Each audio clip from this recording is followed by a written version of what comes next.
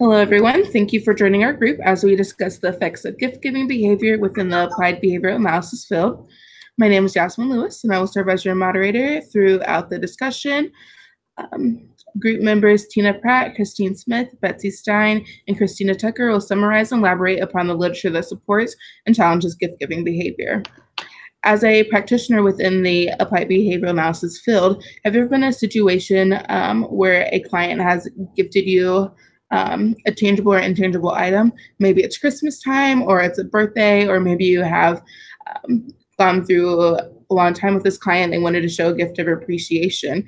And how did you handle the situation? So today we will kind of talk about whether if you accept that gift, if it's ethical or unethical, and how the board feels about that. As a group, we have defined the gift-giving behavior as the voluntary exchange of a tangible or intangible item from one person to another person without compensation.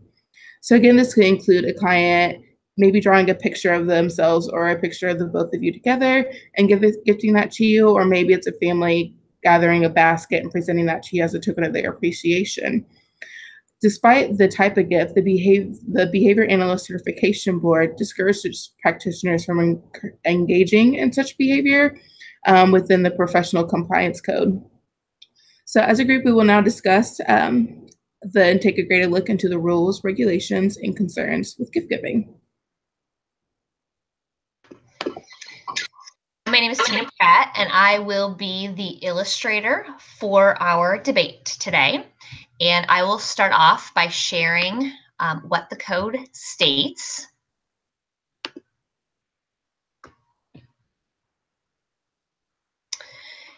The Behavior Analyst Certification Board Professional and Ethical Compliance Code for Behavior Analysts states that Code 1.06 Multiple Relationships and Conflicts of Interest. A, due to the potentially harmful effects of multiple relationships, behavior analysts avoid multiple relationships. B, behavior analysts must always be sensitive to the potentially harmful effects of multiple relationships. If behavior analysts find that due to unforeseen factors, a multiple relationship has arisen, they seek to resolve it. C, behavior analysts recognize and inform clients and supervisees about the potential harmful effects of multiple relationships. And D, behavior analysts do not accept any gifts from or give any gifts to clients because this constitutes a multiple relationship.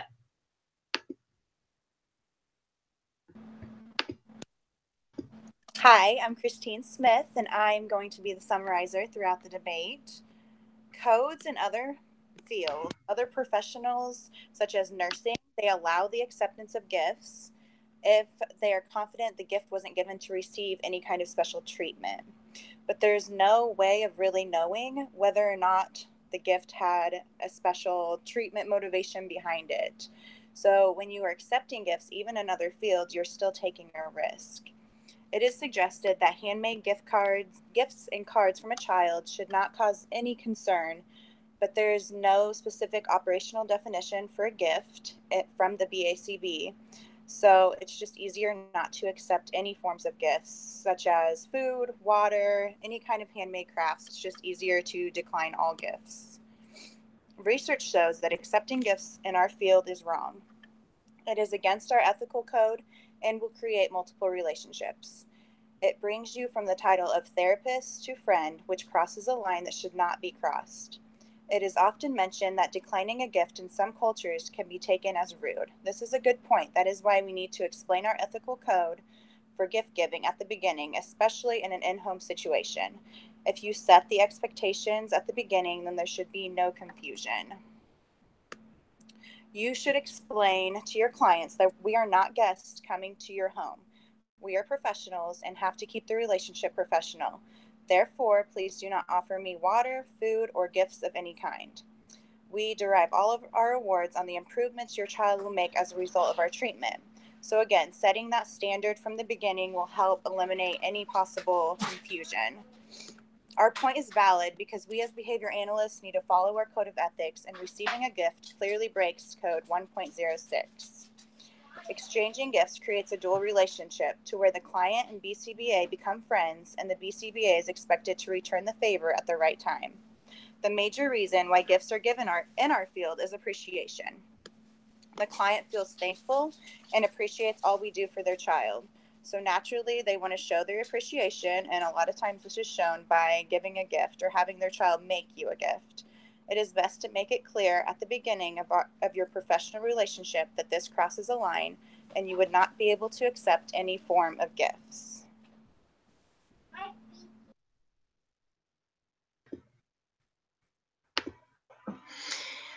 The next illustration is a video from the 2017 Ethics and Leadership Summit. The video features Dr. John Bailey, the same John Bailey that is the author of our books for our class. He describes how accepting gifts from clients is unethical and can create a dual relationship.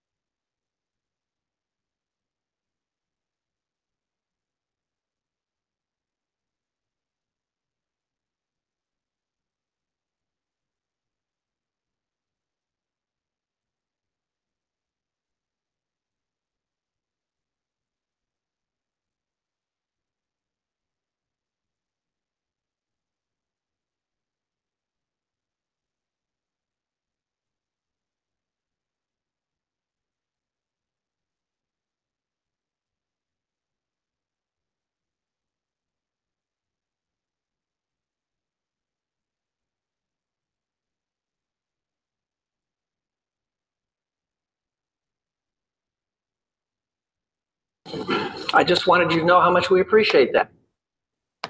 And the answer is no. Gifting. The Code of Ethics says what about gifting? We don't accept gifting. There's an easy answer to the question about gifting. The answer is no. I'd like to offer you this token of appreciation. This is a weekend for two at a resort for you and your husband for all the work that you've done for my child. All expenses paid. I just wanted you to know how much we appreciate that. And the answer is no. See how easy that was? No. Well, why not? Well, it's unethical. Well, it's not unethical. I mean, it's sincere. It's a gift. It means nothing. It's unethical. Receiving a gift from a client is unethical. Now, you have to say more words than that when you say no. Basically, those of you that studied verbal behavior, you know what they're autoclitics. So you say, well, you know, I really strive to be an ethical behavior analyst, and I subscribe to the Code of Ethics. And our Code of Ethics warns us about dual relationships with people. And if I accept this gift, that creates a different relationship than we have now. I'm your therapist, and you're my client. And if I accept this gift, then we become friends. That's a dual relationship. And so, in short, the answer is no.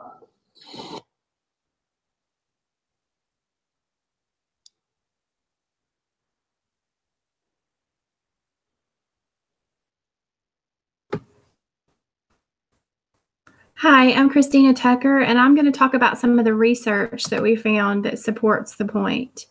I will talk about the studies, but there will also be a reference slide at the end of this, and we'll also post it so you guys can go and look at the references for yourself. In a study by McCormick in 2001 entitled Accepting or Refusing Gifts, a Legal Commentary, before accepting a gift from a patient or their family, you should be aware of your employer's policy. This study was actually conducted over in the field of nursing. When we did our research, it it was hard to find a lot of research that applied specifically to behavior analysts when it came to accepting or receiving gifts. So in the field of nursing, they talked about that the dilemma with accepting or receiving gifts is truly knowing the motivation of the person giving the gift. It could be just simply to show gratitude or celebrate a holiday, but it could also be to try to get special treatment. And this is when you can get into some real trouble. Code 104 says behavior analysts must act with integrity. If you're giving preferential treatment because you accepted a gift, you're not acting with integrity. This article also gave a suggestion that we thought was good. They suggested if a client tries to give you a monetary gift, that maybe you could ask them to donate the money to a special charity instead of accepting it, and it would be a polite way to refuse. Other research we did that supports the idea of not accepting gifts obviously comes from the BACB Code of Ethics. The BACB Code of Ethics outlines a professional and ethical compliance code for ABA-related professionals to follow. These codes are in place to guide and direct field professionals to uphold ABA to the highest standard. These codes make sure to keep the client's rights, dignity, and best interest in mind. If there are any questions in regard to professional ethical conduct, this is precisely where we can go to get answers. Professionals are held accountable against these codes, and we are responsible for following them appropriately. In the same tone, the BACB makes it very clear that behavior analysts do not accept any type of gifts from clients or give any gifts to clients because it constitutes a multiple relationship. And this is according to Code 106D. Gifts are defined as anything monetary of monetary value, little or big. Gifts are a token of gratitude and respect, but they open up a complicated set of relationship issues. On the side of not accepting gifts, we found an article that kind of helps you with things that you can do instead of accepting gifts. And this article was by McCullough in 2017, and it's entitled 3 Things You Can Do Instead of Accepting Gifts from Clients. The first thing it says that you could do is be proactive, like we talked about earlier. You can send out an email, or with your declaration of services, you talk about that code of ethics and that gifts can't be received. This should hopefully help prevent an awkward situation from coming up. The second alternative would be to actually offer an alternative. In the email telling them about the no gift rule that you have, you can offer them the opportunity to say something nice about the staff or a specific person. And this can mean more than it actually, a physical gift can. Most of us thrive on praise and feedback. And number 3 is giving them a card. If these first 2 alternatives don't work and they still give you a gift, and you're in that situation where you can't accept a gift, you can have something on hand to give them so they know that you appreciate the gesture, but explain why you can't accept the gift. A final article on the side of why we don't accept gifts came from Anderson in 2011, and it was entitled, Is It Better to Give, Receive, or Decline? The Ethics of Accepting Gifts from Patients. This article focused on the medical field and gift giving in it. Anderson, he talked about the repercussions of accepting some gifts and not others, and how that can have an impact on a patient relationships. So, if you accept a cup of coffee from maybe one patient or client, but then another client tried to give you something with much more value, maybe like the trip away, like the John Bailey video talked about, this can actually cause a lot of problems because it seems like you will take something from one person from not other. Considering that good rapport between clients and professionals is so vital to building trust, declining gestures of appreciation can lead to detrimental consequences. So the point of view is it's just better to not accept gifts at all. And you really should make it clear right away that gifts can't be accepted, in an effort to just keep it from happening. The article also discusses the necessity for more studies, though, in this field. What does gift even entail? Does it vary from different professionals? We need clearer policies and for all professionals. It's not just us behavior analysts that have this issue. It's doctors, nurses, and stuff, and any people like that. And they feel like there needs to be clear policies in place on what's a gift.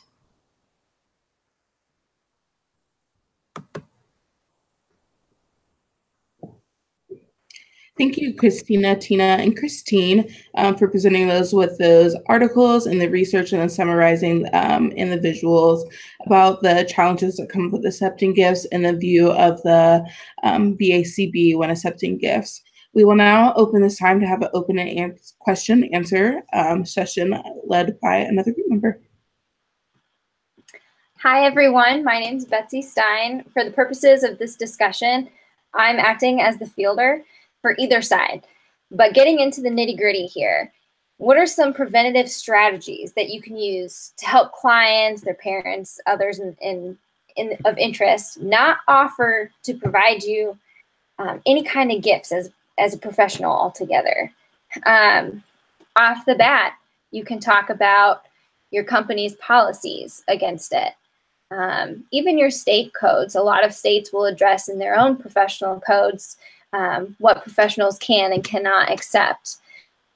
Some states say that a monetary gift, a monetary value of a gift can be up to $5, $10 before you can't accept it anymore. So those are some ways that you can address that immediately.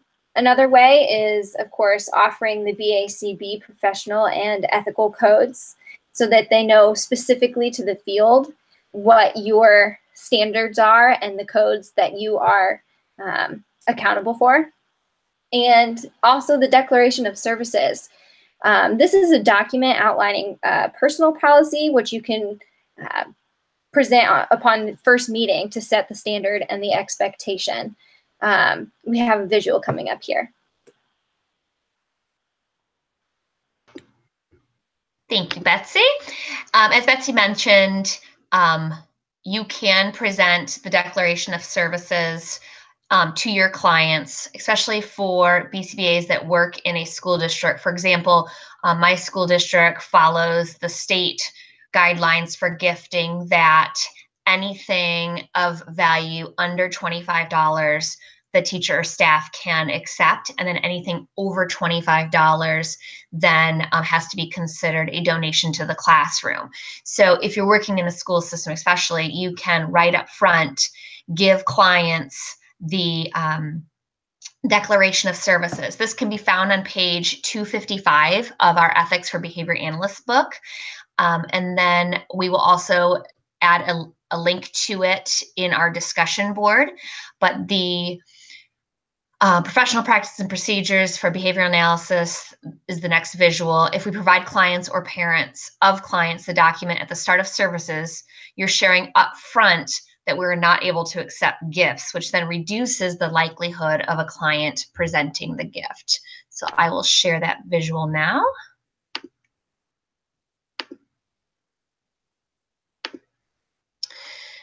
As mentioned, we will add this link into our discussion board, but this document can be downloaded and then edited to include your name, your address, your telephone number, etc. But the Declaration of Professional Practices and Procedures for Behavior Analysis includes your name, your address, information for your prospective client and client's family, your area of expertise, your professional relationship, the limitations and risks, so what you do and how you work, what the client's responsibilities are, as well as the code of conduct. And in the code of conduct, it states, I assure that my services will be rendered in a professional and ethical manner consistent with accepted ethical standards. I'm required to adhere to the guidelines for responsible conduct of the Behavior Analyst Certification Board.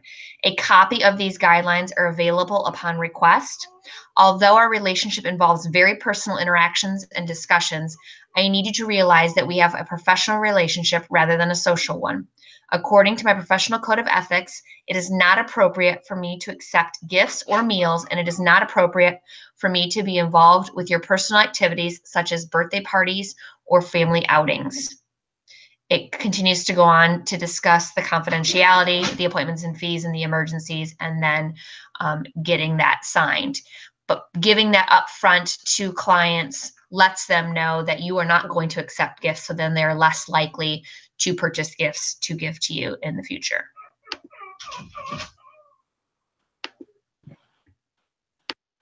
Thank you, Tina, for that. And again, we will have that available for everyone else too as well. To kind of play devil's advocate here, what even constitutes a gift? That's something that we don't have really a definition for. And that is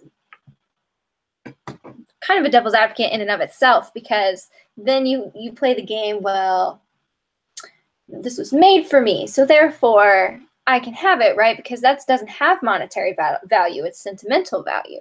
Well, but isn't sentimental value held to a higher,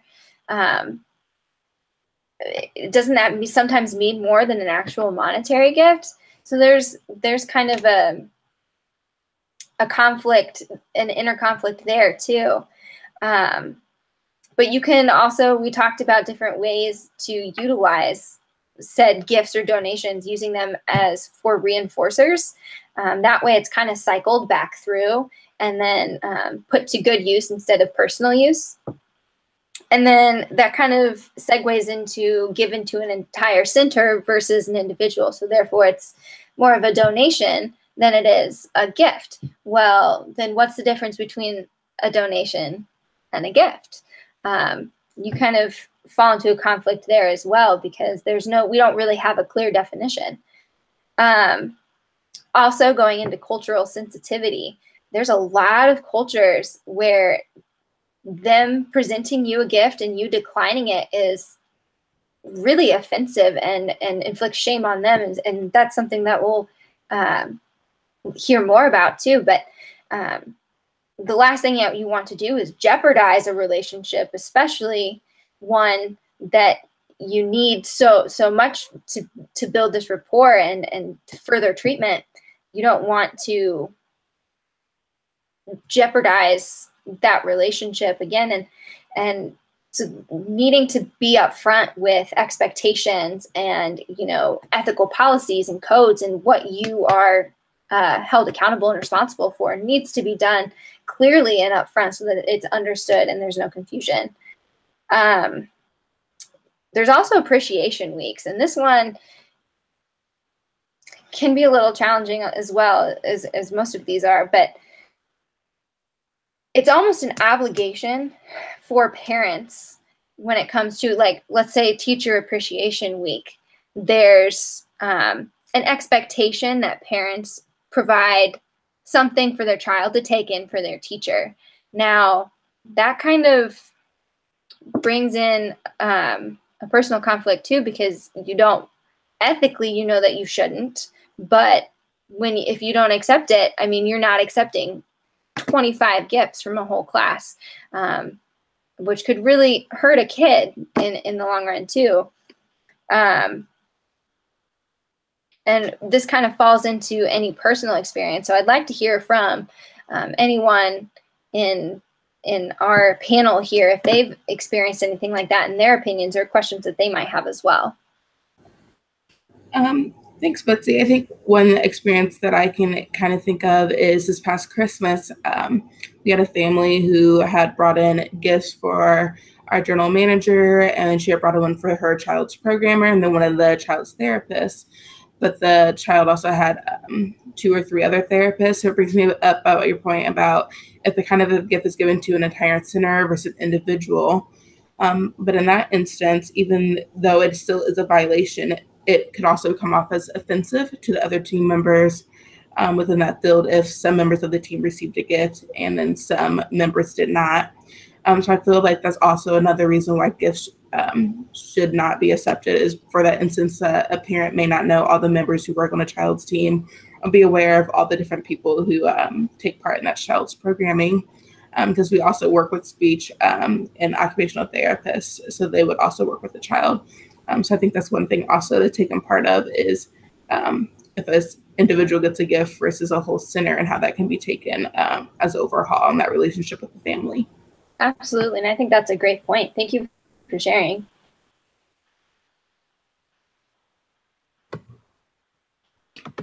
One situation that I anticipate possibly coming up for me is being in a dual role. I'm currently a special education teacher at my school, but I'm also pursuing my credentials as a BCBA, and I could foresee me being in both roles at my school. So like when you talked about teacher appreciation weeks and all that, how that's going to impact, am I the BCBA or am I the teacher at that point? How do you handle gifts when we work in two different roles and there's different guidelines for each role that you work in? In addition, we talk about clients too. It can be, the term clients can be bigger than just the person we're working with. It's also who we're working for. And like at Christmas time, my school could also be my client because they're the one contracting me to work with someone, and they give out gifts, at Christmas time. And, I think that's something I'll have to look at. Am I looking at it as the teacher, or am I looking at it as the BCBA? And how do you make the distinction when it comes to those kind of roles? Absolutely. And I think you make a great point too. Which hat am I wearing? Which rules am I following? What if the teacher rules are different than your BCBA rules? Which association are you falling under? I think that that's why there needs to be clearer rules and definitions that tell us exactly what the expectations are and which one that we fall under, because who is to say one profession is more important than another? So I think that's a really great point that you make. Thank you for sharing that.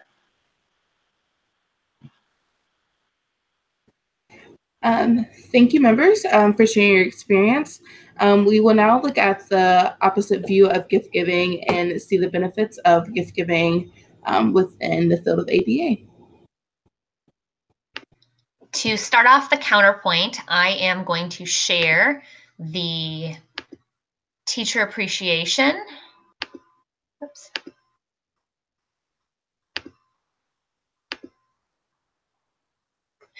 As mentioned, many BCBAs work within or are contracted to school districts, and the National Education Association does have a week that they title National Teacher Appreciation Week. School districts adopt it as Staff Appreciation Week to make sure that they're not just promoting the teacher that your child works with, but it might be the SLP, the OT, the secretary, or the BCBA. I personally have two children. I have a 4-year-old and a 7-year-old, and I get emails probably the two weeks before Teacher Appreciation Week starts to let me know that like Monday's flower day, which since I do not have a garden in my yard, I am purchasing flowers for them to send to their teachers. Tuesday's a card, which they can hand make. Wednesdays, bring in your favorite snack. Thursday could be like class supplies, and Friday's a surprise.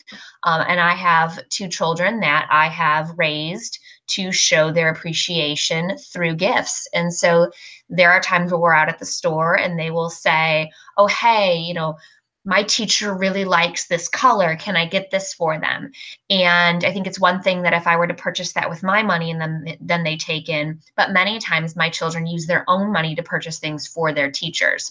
And so then if they're gifting that to a staff member or a teacher and that's being denied, that can really upset a 4- and 7-year-old.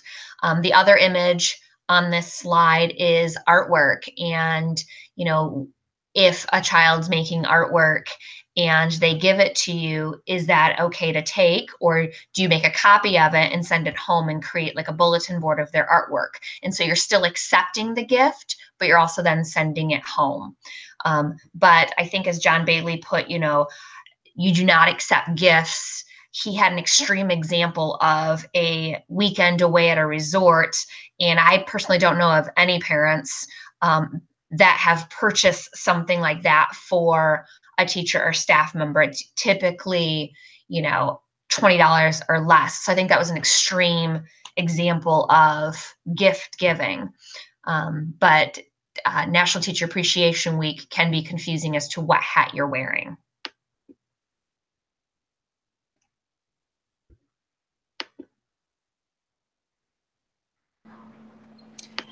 There is always going to be that fear that refusing a gift would damage the relationship with the client, not only for the obvious reasons that you're having to give back something that they have personally gone out and either gotten you or had their child make for you, but also due to cultural traditions. Not only are there cultural boundaries to worry about, but it makes the relationship awkward. You're supposed to have a good relationship with your clients and their families. It just makes working with them easier and more pleasant. And if you've created something that's awkward, then it's going to be awkward when you have to meet and anything else that you have going on in the future. In the US, for unexpected gifts, it's common to say something to the effect of, "You shouldn't have, I can't accept this," in a thoughtful tone. For impressive gifts, it's common to say, "This is way too generous." Doing this highlights the thoughtfulness and generosity of the giver and shows that you appreciate their gift, but still, after saying these things, you're still expected to accept the gift. In Japan, it's considered polite to decline the gift once or twice before accepting it. In China, it's custom to refuse the gift 3 times before accepting it. So the giver is not going to just accept that you cannot accept this gift. Even if you state your ethical boundaries and how you can't accept it, they're still going to keep giving it to you until you do accept it. So if you keep having to refuse the same gift over and over and over, that's going to create the more awkward situation. So as you can see in all these cultures, the person can decline a few times, but the giver will keep insisting. And by the 3rd time, in most cultures, it's going to be impolite to not accept the gift. When it comes to holidays, a lot of parents think of their teachers and professional people in their child's life. Me as a parent, I have a 5-year-old, and during the holidays, I think about my daughter's teachers. It's one of the first people that come to mind, to go to the store and get them something that she can personally give to them. So not only is it fun for us and for the teachers, but it's fun for her, and it's something she expects to be able to do. Now, if we gave her teacher a gift and she refused it, I feel like that would make our relationship really awkward. Not accepting gifts makes your relationship really awkward and makes future interactions unpleasant.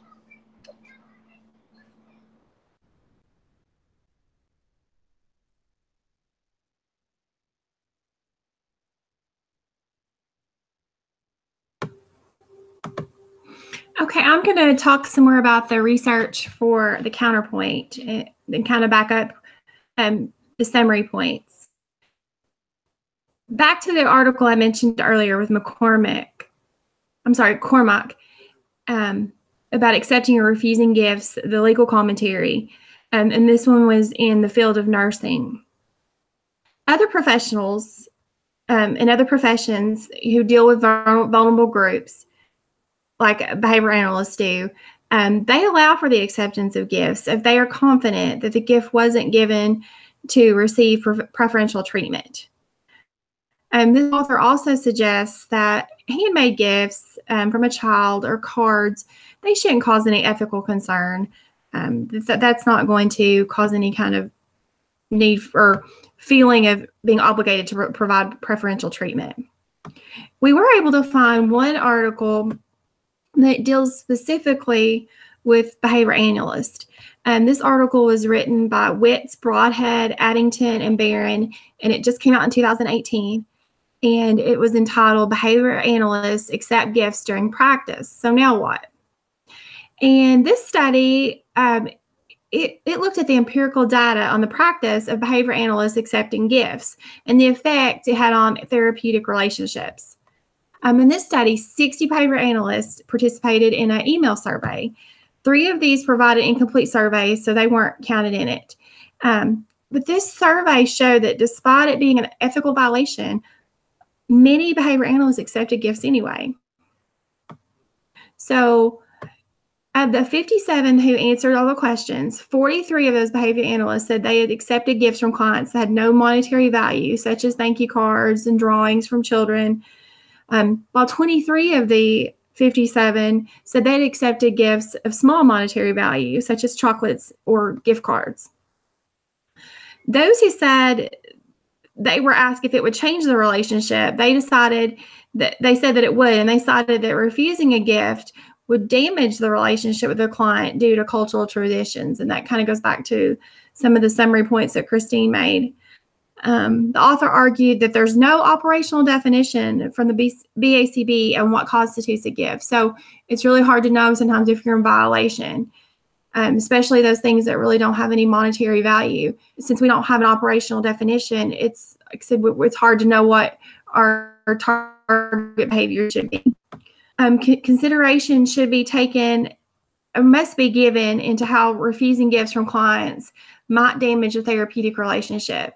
And this goes on to the next article that talks about cross-cultural giving etiquette. And it was written by Payne in 2016. And it just went into some different cultures. Like Christine said earlier, in China, it's proper etiquette for gifts to be exchanged for celebrations as thank yous for assistance, but even as a sweetener for future favors. So that kind of comes into the preferential treatment. But it's important to keep in mind that it's important not to give gifts in the absence of good reason or a witness if in the Chinese culture. So when the Chinese want to buy gifts, it's not uncommon for them to ask you what you would like. And it would be very wise with your clients from the Chinese culture to demonstrate appreciation by asking for items such as ink paintings or tea. In the Chinese culture, business gifts are always reciprocated. And if you don't do that, it's considered very bad etiquette. Gifts will be given over and over again in the Chinese culture until you accept. And then in addition to this, in the Japanese culture, before accepting a gift, it's polite to refuse at least once or twice before you accept it. But if you don't go on to accept it, it's considered very bad manners.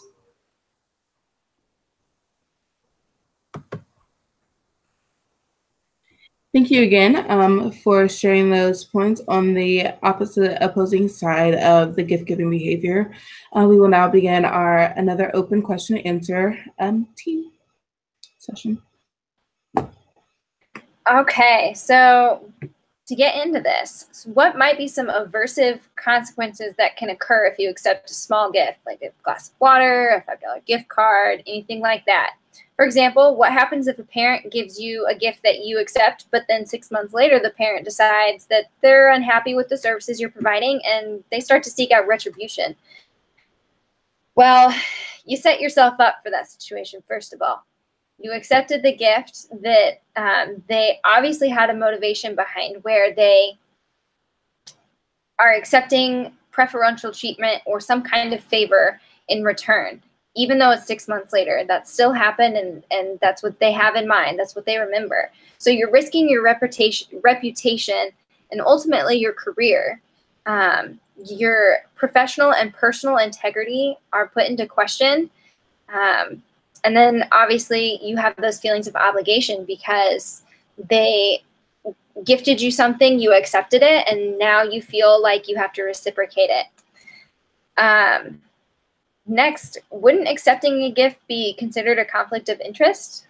Well, this kind of falls back into our last question where, yeah, because that's, at least according to John Bailey in our textbook and all the articles that we found on the side of our point of not accepting gifts. It does become difficult, though, with Teacher Appreciation Weeks. Which hat am I wearing? Which rules do I follow? It's sentimental, not monetary. So that poses some obstacles and moral and ethical challenges as well. That cultural sensitivity. My rules here for the BACB tell me that I cannot accept that gift, and you present that declaration of services, but their culture says, I appreciate this so much. This is my way of telling you that, and you're not accepting it poses an issue.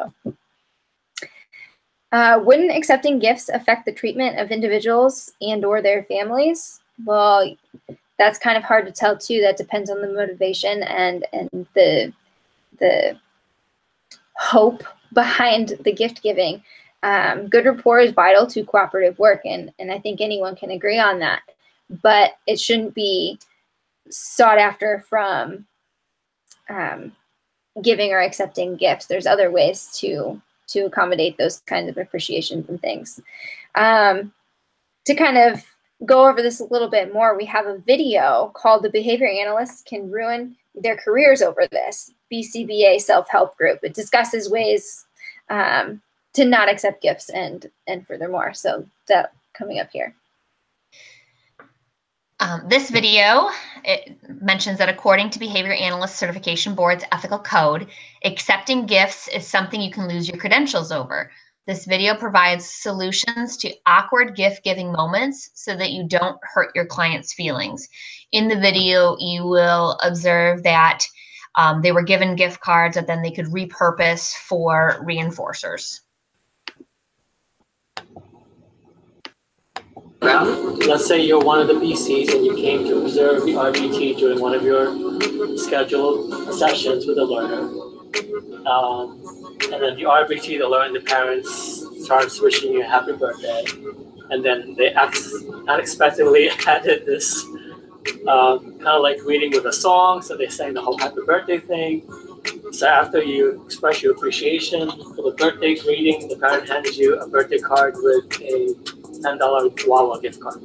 Like if Josh got $100 or a gift card, if it could be used on their son or daughter, that they cannot hurt feelings and say, since I'm ethically not bound to this, but are you cool with it being used to take to blah, blah, blah? A physical gift is more hard to decline. Yeah. Because like I've done the gift card thing, and I said, you know, I had a grandmother cry on me when I said I couldn't take it. It was like my first home case ever, and I was like, oh my God, what am I supposed to do? And I turned it into, it was a Wawa gift card actually. I was like, you know, we can buy reinforcers for this because we were using edibles, and she was like, oh my gosh, you're so sweet. And I was like, then I'm thinking like, can I even do that? Is that ethical? Like, I don't even know. Like, I'm still taking it and using that much. Like, I was crazy. You know, we know what's right, but ultimately we want to do what's best for the learner, you know, and I think that like, you don't want to get so caught up on file on the code and, oh no, I can't accept this. And I you know, 1.1 says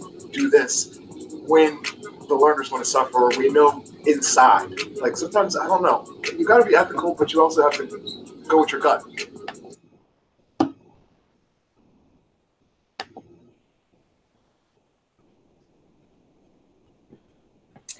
To tie together our discussion, I'll finish with this.